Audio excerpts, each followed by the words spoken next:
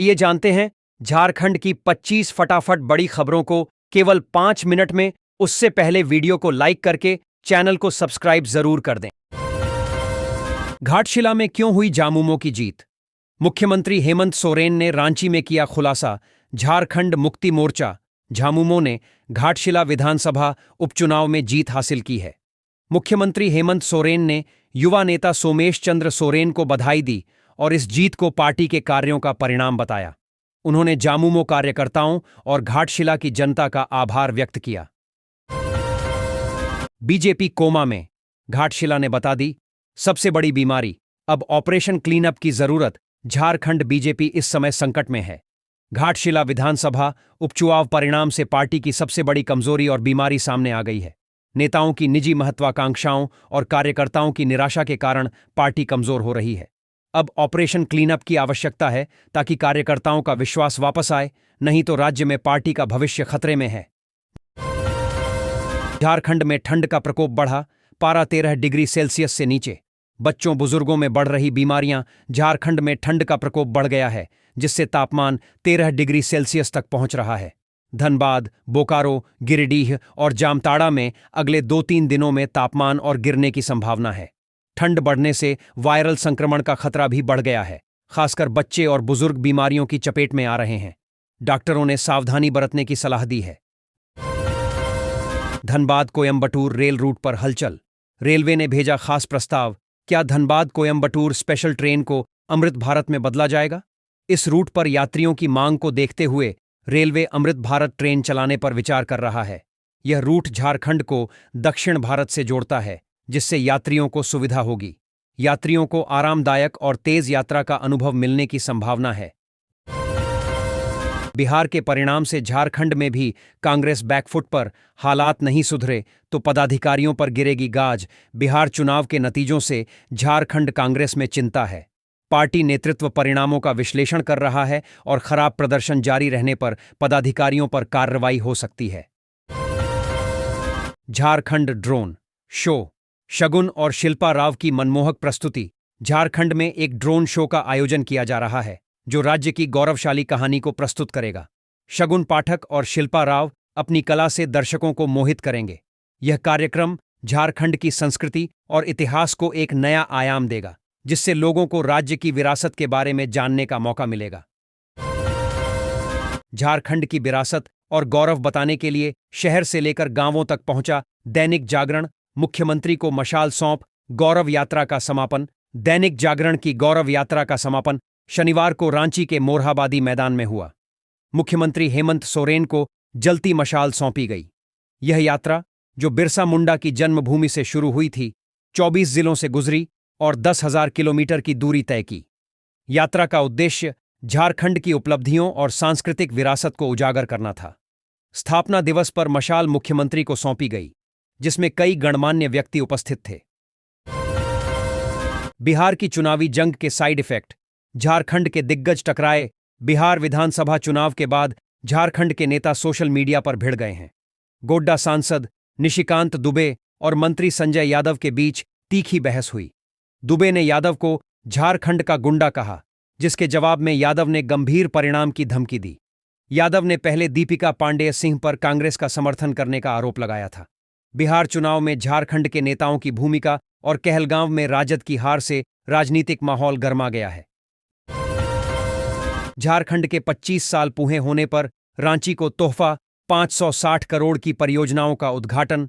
झारखंड की स्थापना के 25 वर्ष पूरे होने पर राजधानी रांची स्थित मोरहाबादी मैदान में आयोजित समारोह में मुख्यमंत्री हेमंत सोरेन ने शनिवार को बड़ी सौगात दी। उन्होंने रांची जिले के लिए 560 करोड़ रुपए से अधिक की करीब 44 योजनाओं का शिलान्यास और उद्घाटन किया। रांची में आज रहेगा बड़ा ट्रैफिक डायवर्जन, बंद रहेगी मेन रोड। क्या है वजह? झारखंड स्थापना दिवस समारोह पर रविवार को आयोजित होने वाले कार्यक्रम को लेकर शहर की यातायात व्यवस्था में बदलाव हुआ है। बताया गया कि सुबह 6 से दोपहर 1 बजे तक शहर के मुख्य मार्ग डोरंडा से बिरसा मुंडा कारा तक और कोकर व लालपुर मार्ग पूरी तरह से बंद रहेंगे। बिजली उपभोक्ताओं को मिली राहत। हर घर 300 यूनिट माफ होगा। देश भर में लगातार बढ़ती महंगाई से परेशान गरीब और मध्यम वर्गीय परिवारों को अब बिजली बिल से राहत मिलने जा रही है। सरकार ने बिजली बिल माफी योजना 2025 की शुरुआत की है, जिसके तहत योग्य परिवारों को हर महीने एक निश्चित यूनिट तक बिजली बिल्कुल मुफ्त मिलेगी। यह कदम उन परिवारों के लिए बड़ी सहायता साबित होगा जो हर महीने बिजली बिल भरने में कठिनाई का सामना करते रहे हैं। नई व्यवस्था से उनके मासिक खर्च में बड़ी कमी आएगी और घरेलू बजट को संभालना आसान होगा। सहारा इंडिया रिफंड पैसा आना शुरू, नई रिफंड लिस्ट जारी। जल्दी देखें, सहारा इंडिया रिफंड हाल के समय में निवेशकों के बीच सबसे अधिक चर्चा का विषय रहा है।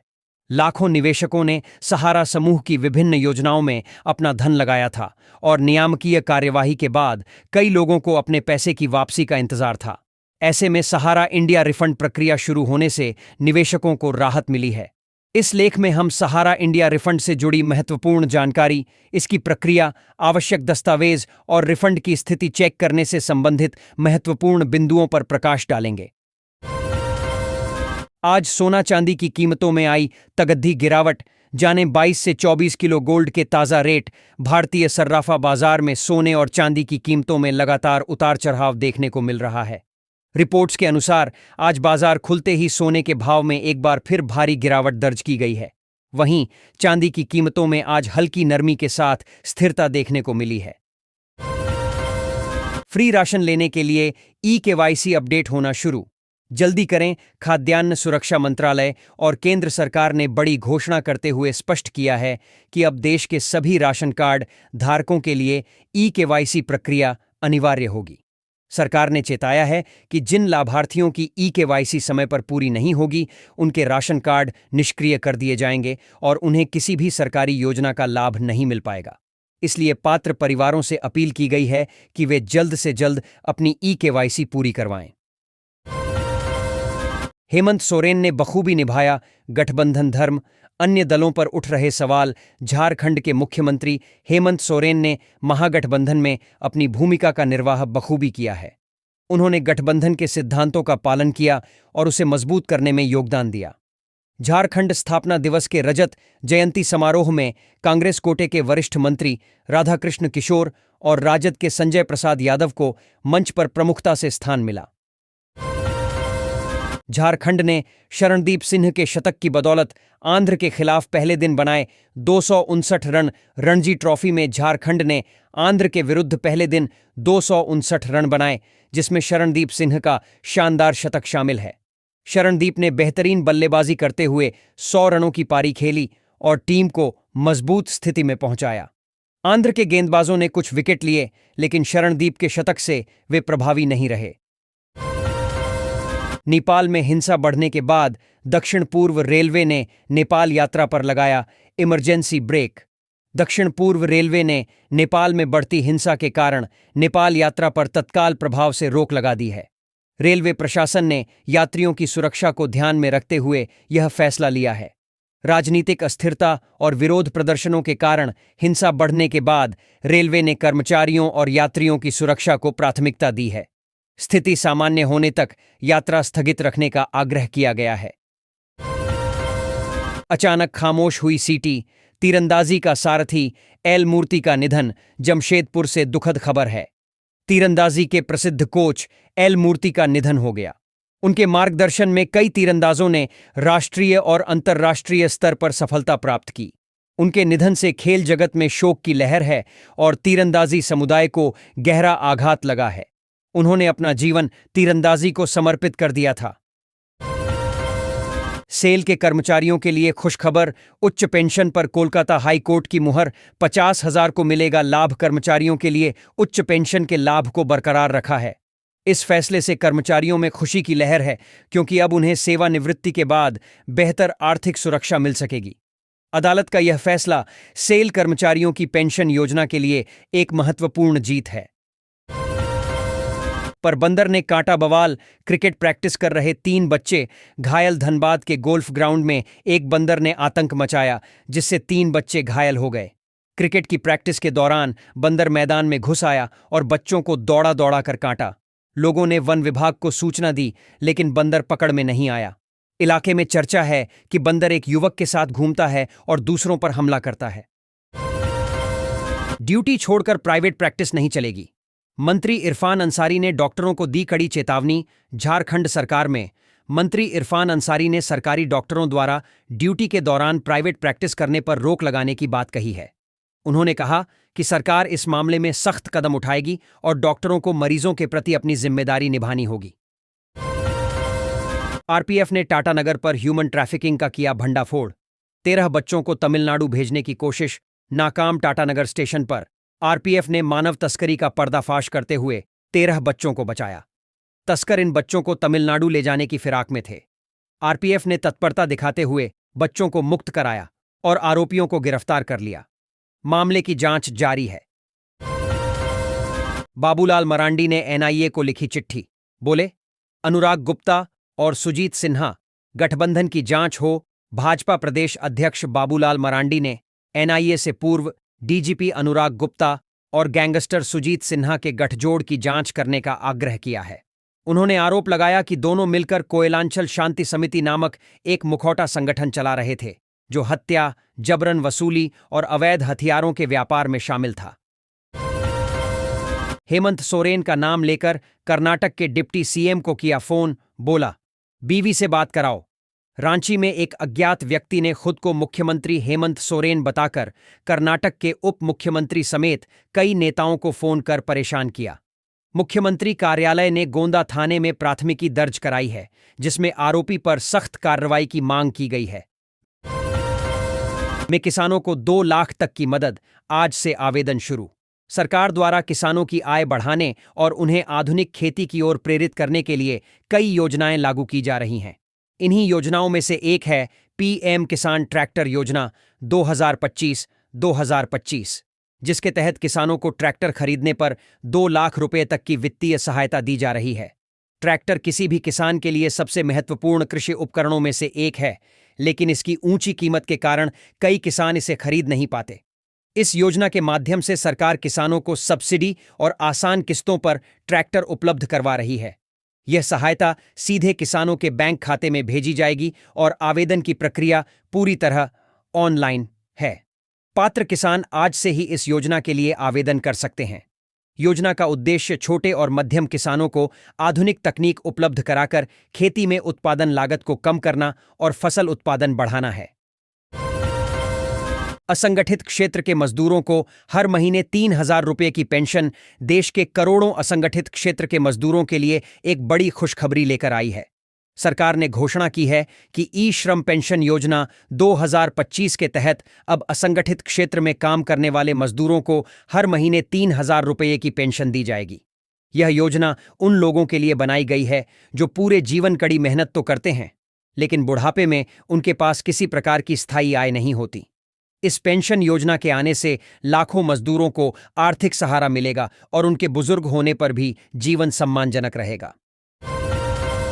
स्पेशल का बोझ होगा कम। धनबाद से भुवनेश्वर और मुंबई ट्रेन को मिल सकता है नियमित दर्जा।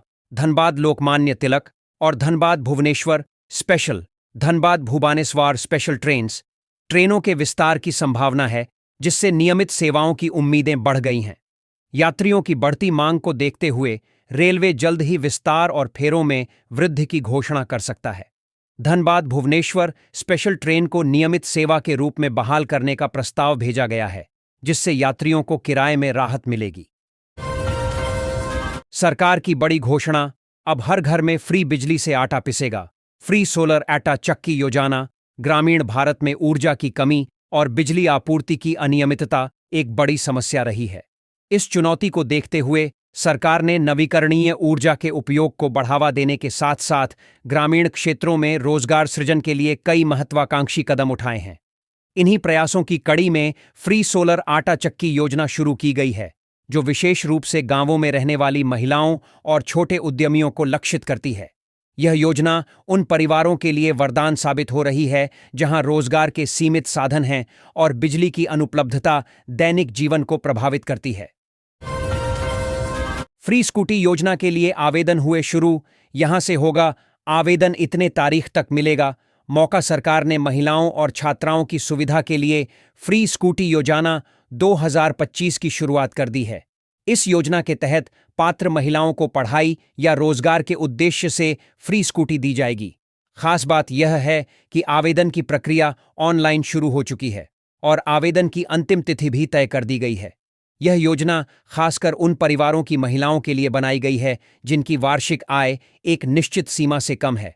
सरकार का उद्देश्य महिलाओं को आत्मनिर्भर बनाना और शिक्षा तथा रोजगार के अवसरों में समान भागीदारी दिलाना है। पात्र महिलाएं निर्धारित वेबसाइट पर जाकर आवश्यक दस्तावेजों के साथ आवेदन कर सकती हैं।